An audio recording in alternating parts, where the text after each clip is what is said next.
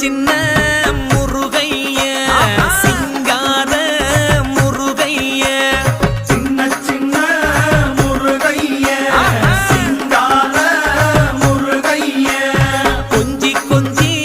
தமிழ் பேசும் செந்தில் பட்டி வேலனவ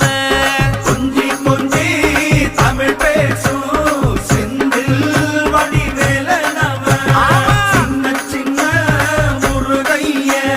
சிங்கார முருகைய கொஞ்சி கொஞ்சி தமிழ் பேசும் செந்தில் பட்டி வேலனவ சுப்பிரமணிய சாமி என்பார், கார்த்திகேயன் என்பார்,